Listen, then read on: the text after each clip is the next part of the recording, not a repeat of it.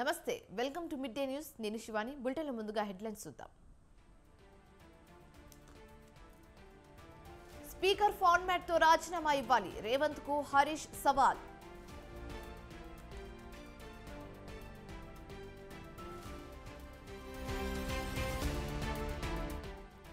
వచ్చే నెల ఏపీకి ప్రధాని మే 3న పీలేరు విజయవాడలో ఎన్నికల ప్రచారం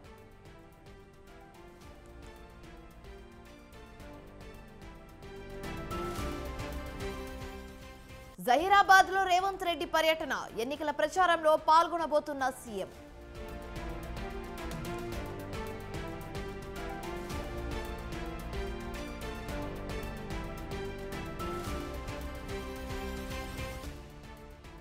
తెలుగు రాష్ట్రాల్లో అభ్యర్థుల నామినేషన్ల పరిశీలన ఈ నెల 29లోగా ఉపసంహరణకు అవకాశం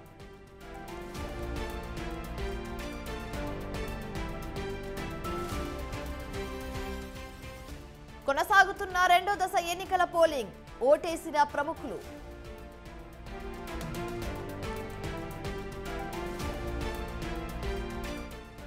వంద శాతం వీవీప్యాట్ స్లిప్ల లెక్కింపు కుదరదు అన్ని పిటిషన్లు తిరస్కరించిన సుప్రీంకోర్టు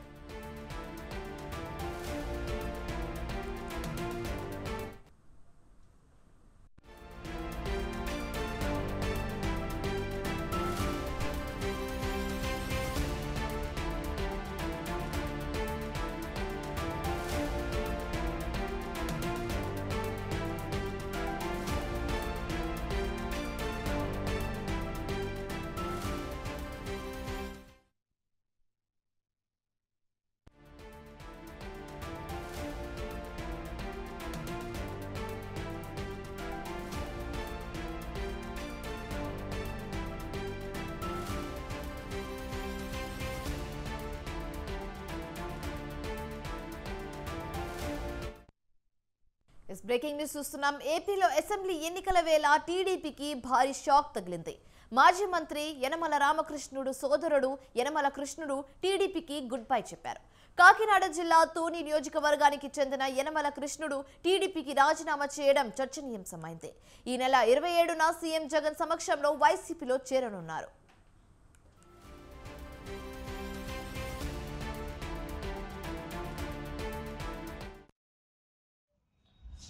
ఈరోజు 42 సంవత్సరాల తెలుగుదేశం పార్టీలో కొనసాగుతూ ఈరోజున తెలుగుదేశం పార్టీకి రాజీనామా చేయడం జరుగుతుంది. దీనికి అనేక కారణాలను మీ అందరూ తెలిసిన విషయం. ఎందువల్లంటే మరి గతంలో రాజకీయాల మీద ఆసక్తి మీద రాజకీయాల్లో రావడం, నాటి నుంచి నేటి వరకు ప్రజాసేవలో కొనసాగడం, ఈ రోజున కొన్ని కారణాల వల్ల నాకు వచ్చినటువంటి అవకాశం తీసుకోవడమే కాకుండా తెలుగుదేశం పార్టీ నేషనల్ అధ్యక్షుడు చంద్రబాబు నాయుడు గారి దగ్గరికి వెళ్ళి నాకు పదవి కల్పిస్తానని హామీ ఇప్పించడం, మమ్మల్ని దూరం పెట్టాలనే దురుద్దేశంతో వాళ్ళ యొక్క ప్రయత్నం కొనసాగడం, తాలూకా పదవులతోటే తృప్తి చెందడం తప్ప ఇప్పుడు జిల్లాలో ఉన్నటువంటి ఏపీలో అసెంబ్లీ ఎన్నికల వేళ టీడీపీకి భారీ షాక్ తగిలింది. మాజీ మంత్రి యనమల రామకృష్ణుడు సోదరుడు యనమల కృష్ణుడు టీడీపీకి గుడ్ బై చెప్పారు. కాకినాడ జిల్లా తూని నియోజకవర్గానికి చెందిన యనమల కృష్ణుడు టీడీపీకి రాజీనామా చేయడం చర్చనీయాంశమైంది. అయితే ఈ నెల 27న సీఎం జగన్ సమక్షంలో వైసీపీలో చేరనున్నారు. ఇక ఇదే అంశానికి సంబంధించి మరింత తాజా సమాచారం మా ప్రతినిధి నవీన్ రాజ్ ఫోన్ ద్వారా అందిస్తారు. నవీన్ రాజ్ చెప్పండి. Thank you Shivani. ఎన్నికల వేళ అయితే కనుక టీడీపీకి బిగ్ షాక్ తగిలిందనే చెప్పొచ్చు. ఇప్పటికే నామినేషన్ల ఘట్టం పూర్తయినప్పటికీ ఇంకా వలసల పర్వం అయితే కొనసాగుతుందని చెప్పొచ్చు. ప్రధానంగా చూస్తే తుని నియోజకవర్గానికి సంబంధించి ఆ టీడీపీకి అయితే షాక్ తగిలింది. ప్రధానంగా మాజీ ఆర్థిక మంత్రి యనమల కృష్ణుడు, అలాగే టీడీపీకి సంబంధించిన పాలిట్ బ్యూరో సభ్యుడు యనమల రామకృష్ణుడికి సంబంధించిన సోదరుడు యనమల కృష్ణుడు అయితే కనుక పార్టీకి రాజీనామా చేశారు. కొంతకాలంగా ఆయన అయితే పార్టీకి దూరంగానే ఉంటూ వస్తున్నారు. ప్రధానంగా ఈ ఎన్నికలకు సంబంధించి తుని అసెంబ్లీ స్థానాన్ని అయితే కనుక యనమల కృష్ణుడు ఆశించాడు. గతంలో 2 సార్లు పోటీ చేసి ఆయన ఓడిపోయారు. 3వసారి కూడా ఆయన ఈ స్థానం నుంచి పోటీ చేయాలని భావించినప్పటికీ యనమల రామకృష్ణుడికి సంబంధించిన ఆయన కూతురు చూసినట్లయితే కనుక యనమల దివ్యకి సీటు ఇవ్వడం, దాని తర్వాత కూడా యనమల కృష్ణుడు అలగ వహించడం, అదే విధంగా యనమల కృష్ణుడిని రామకృష్ణుడు తీసుకెళ్లి ఆ చంద్రబాబు సమక్షంలో రాజీ కుదర్చడం, నీకు అవకాశం కల్పిస్తామని చెప్పిన నేపథ్యంలో యనమల కృష్ణుడు అయితే కనుక టీడీపీలో కొనసాగేందుకు ఆయన సంసిద్ధత వ్యక్తం చేసినప్పటికీ యనమల దివ్య అలాగే యనమల రామకృష్ణుడు కూడా యనమల కృష్ణుడిని పక్కన పెట్టేందుకైతే గత నెల రోజుల నుంచి అయితే కనుక మంత్రాలు చేస్తున్నారు. ఆయన్ని పార్టీలో కొనసాగించే ఉద్దేశం లేకపోవడంతో ఆయన నెట్టగా దూరంగా పెట్టడంతో యనమల కృష్ణుడు ఇటీవల అయితే వైసీపీలో చేరతానన్న ప్రచారం కూడా జరిగింది. దానికి ఆయన ఫుల్ స్టాప్ పెట్టి ఈ రోజు అయితే కనుక పత్రికా ముఖంగా కూడా మీడియా ముఖంగా కూడా ఆయన తన సంసిద్ధత వ్యక్తం చేశారు. ఈ నెల 27వ తేదీన అయితే జగన్మోహన్ రెడ్డి సమక్షంలో పార్టీలో చేరతామని చెప్పారు. అదేవిధంగా టీడీపీని వీడడం బాధగానే ఉంది. 42 ఏళ్ల పాటు టీడీపీలో పనిచేశాను, ఏనాడు కూడా జిల్లా పదవులు కూడా ఆశించలేదు, పాలికాపు పదవులతోనే అలంకరించి జిల్లా ప్రజలకి అంటే తుని ప్రజలకు సంబంధించి సేవ చేసేందుకైతే నేను టీడీపీలో ఉన్నాను, అయినప్పటికీ నాకు అవకాశం ఇవ్వకుండా నన్ను దూరం పెట్టాలని చూడడంతో నేను పార్టీ మారుతున్నాను, వైసీపీకి సంబంధించిన నేతలు నన్ను సంప్రదించడంతో పార్టీలో చేరుతున్నాను, 27 పార్టీలో చేరుతున్నట్లు కూడా ఆయన ప్రకటించడం జరిగింది. Shivani. Right, thank you Naveen Raj.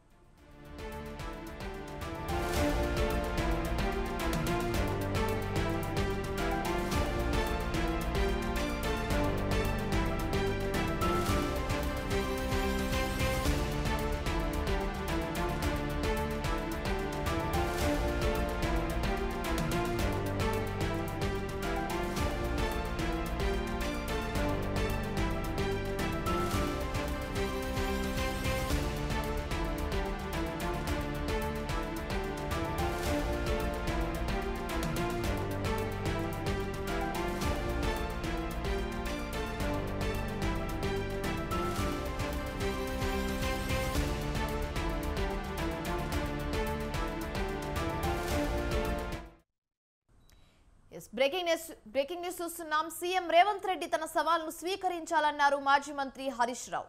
ఆయనకు రావడానికి వీలు కుదరకపోతే సిబ్బందితో ఆయన రాజీనామా లేఖను పంపించాలన్నారు.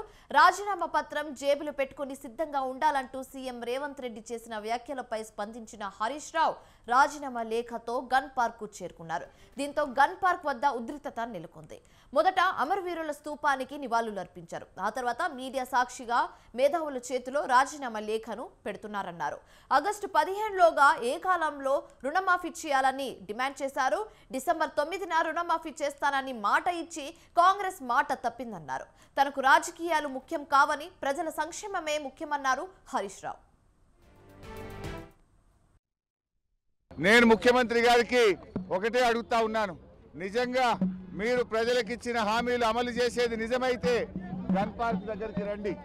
ఈ గన్ పార్క్ దగ్గర అమరుల సాక్షిగా ప్రమాణం చేద్దాం. మేధావుల చేతుల్లో లేదా ఇక్కడున్న జర్నలిస్టుల చేతుల్లో మీ రాజీనామా, నా రాజీనామా కూడా పెడదాం. ఆగస్టు 15లోగా ఏకకాలంలో 2 లక్షల రుణమాఫీ 100 రోజుల్లో అమలు చేస్తామన్నాయి. బాండ్ పేపర్ల మీద రాసిచ్చిన 6 గ్యారంటీలు అమలు చేస్తే నా రాజీనామా పత్రాన్ని నేరుగా స్పీకర్ గారికి ఇవ్వండి. నేను మళ్ళీ ఉప ఎన్నికల్లో పోటీ కూడా చెయ్యను అని ఇప్పటికే స్పష్టంగా చెప్పాను. ఒకవేళ 6 గ్యారంటీలు 2 లక్షల రుణమాఫీ చేయకపోతే మీ రాజీనామాను గవర్నర్ గారికి ఇవ్వడానికి మీరు సిద్ధంగా ఉన్నారా అని నేను అడుగుతా ఉన్నా. మీరు దేవుడి మీద ప్రమాణం చేసి ఒట్లు పెట్టుకొని బాండ్ పేపర్ల మీద రాసిచ్చిన హామీలు నిజమే అయితే రాజీనామా చేయడానికి ఎందుకు వెనకడుగు వేస్తున్నారు? అసలు ఈ సవాళ్ల పర్వం ఎలా మొదలైంది, ఇప్పటి వరకు ఎలా కొనసాగిందో ఓసారి చూద్దాం. మాట్లాడుతున్నారు రైతు భరోసా గురించి మాట్లాడుతున్నారు. ఒరే సన్నాసులారా, తాతకు దగ్గు నేర్పాడు మా కథలు చెప్పకండి. వెనకటికి ఎప్పుడో రైతు రుణమాఫీ మేము చేసినాం. రైతులకు బోనస్ ఇచ్చింది మేము. రైతులకు రుణమాఫీ, రైతులకు బోనస్ ఇచ్చిన మేము 100 రోజుల్లో 5 పథకాలు అమలు చేసే లోపల ఎన్నికల కోడ్ వచ్చింది. అందుకే ఇవాళ ఈ వేదిక మీద నుంచి మాట్లాడుతున్నా. బాసర సరస్వతి మందిరం మీద ఒట్టే చెప్తున్నా, 15 ఆగస్టు లోపల లోపల రైతాంగానికి 2 లక్షల రూపాయల రుణమాఫీ చేస్తుంది మా ప్రభుత్వం. నాది మా మంత్రివర్గానికి బాధ్యత. మీ రైతులకు రుణమాఫీ చేసి మీ రుణం తీర్చుకుంటాం. ఈ ప్రభుత్వం మీది. మీరు కష్టపడి కొట్లాడి మీరు గెలిపిస్తే వచ్చిన ప్రభుత్వం. ఈ రైతాంగం కోసమే ఈ ప్రభుత్వం ఉన్నది. ఈ రైతాంగాన్ని ఆదుకునే బాధ్యత మాది. ముఖ్యమంత్రి పదవికి రాజీనామా చేయడానికి సిద్ధంగా ఉన్నావా? సూటిగా రాయిగా నువ్వు డొంక తిరుగుడద్దు. నువ్వు దేవుళ్ళ మీద ఒట్టు పెట్టి చెప్పింది నిజమే అయితే రా, గన్ పార్క్ దగ్గర రా, అమరుల సాక్షిగా ఇద్దరం ప్రమాణం చేద్దాం.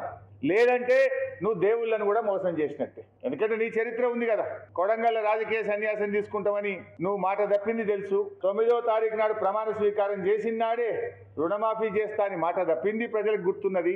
ఇవన్నీ ప్రజల దృష్టిలో ఉన్నాయి. అందుకే ప్రజలు నీ ఆపద మొక్కులను నమ్ముతలేరు.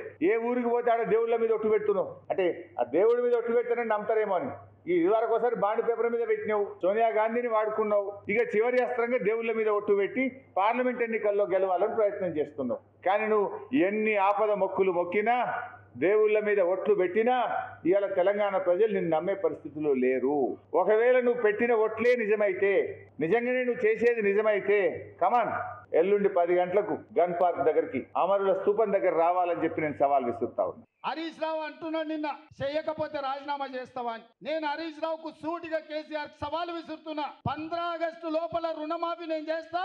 నేను రుణమాఫీ చేస్తే నీ పార్టీ నువ్వు రద్దు చేసుకుంటావా? సవాల్ను స్వీకరించు. 15 ఆగస్టు లోపల 2 లక్షల రుణమాఫీ చేసి చూపిస్తా. అక్కడి సూర్యుడు ఇక్కడ మొలిసిన, భూమి ఆకాశాలు తలకిందులైనా, కేసీఆర్ ఫామ్ హౌస్ లో ఊరేసుకొని సచ్చినా 15 ఆగస్టు లోపల రైతులకు 2 లక్షల రుణమాఫీ చేస్తా. చేసిన మరుక్షణమే నీ పార్టీని నువ్వు రద్దు చేసుకుంటావా? నా సవాల్ను స్వీకరించు హరీష్ రావు. పోయి నీ మామని అడుగు. నేను మాటిస్తే ఎట్లుంటానో తెలుస్తుంది. నీ మామకు తెలుసు నీకంటే ఎక్కువ. నామాగారు పార్లమెంటుకు పోతే ఈ గాలిలో ఉన్న కాంగ్రెస్ నాయకులు భూమి మీదకి వస్తారు. ఇలా వాళ్ళని భూమి మీదకి తేవాల్సిన అవసరం. ఏం చెప్పిందారు? 6 గ్యారెంటీలని ఊరించింది. ఎన్ని మాటలు! డిసెంబర్ 9వ తారీఖు నాడు 2 లక్షల రుణమాఫీ మీద మొదటి సంతకం అన్నారు. 6 గ్యారెంటీల మీద మొదటి సంతకం అన్నారు. అసెంబ్లీలో చట్టం చేస్తామన్నారు. అన్ని మర్చింది. ఇంకా పచ్చి అబద్ధాలు మాట్లాడుతున్నారు. 6లో 5 గ్యారెంటీలు అమలు చేసినామంటారు. అయినా 5. ఇలా మొదటి హామీ, మీ గ్యారెంటీలో మొదటి హామీ మహాలక్ష్మి కింద మహిళలకు 2,500 రూపాయలు వచ్చినాయి. ఒక్క మహిళ కన్నా క్రమంలో 2,500 వచ్చాయా? మరి మొదటి హామీ అమలు కాలే. రెండవ హామీ రైతుల కోసం రైతు బంధు కింద 15,000, వడ్లకు బోనస్, కౌలు రైతులకు 15,000 వచ్చినది ఎవరికన్నా? రెండవ హామీ ఒక్కటి కూడా అమలు కాలే. నిన్నగాక మొన్న హరీష్ రావు గారు ఒక మాట అన్నాడు, రైతు రుణమాఫీ చెయ్యి, రైతు రుణమాఫీ చేస్తే రాజీనామా చేస్తా అన్నాడు. నేను ఈ వేదిక మీద నుంచి మాట ఇస్తున్నా. రామప్ప దేవాలయం శివుడి సాక్షిగా, సమ్మక్క సారలమ్మ సాక్షిగా, 1000 స్తంభాల గుడి సాక్షిగా, అక్కడి సూర్యుడు ఇక్కడ ఉదయించిన, భూమి ఆకాశం తిరగబడ్డా, తుఫానులు వచ్చినా, భూకంపం వచ్చినా, భూమి బద్దలైనా నేను మాట ఇస్తున్నా. 15 ఆగస్టు లోపల తెలంగాణ రైతాంగానికి 2 లక్షల రూపాయల రుణమాఫీ చేసి తీరుతా. హరీష్ రావు అన్నావు కదా సిద్దిపేటకు రాజీనామా చేస్తా అని. రాజీనామా పత్రం జేబులో పెట్టుకో. 15 ఆగస్టు నాడు నీతో మాట్లాడతా బిడ్డ. మాట మీద ఉండాలి. నీ మామలాక మాట ఇచ్చి మాట తప్పి దళితుని ముఖ్యమంత్రి చేస్తా, లేకపోతే తలకాయ నరుకుంటాని తలకాయ లేని మాటలు మాట్లాడతాం అనుకుంటున్నావేమో. ఆగస్టు 15 లోగా నువ్వు 6 గ్యారెంటీలను రుణమాఫీని అమలు చేస్తే నా రాజీనామా లేఖ తీసుకుపోయి స్పీకర్ గారికి ఇస్తారు.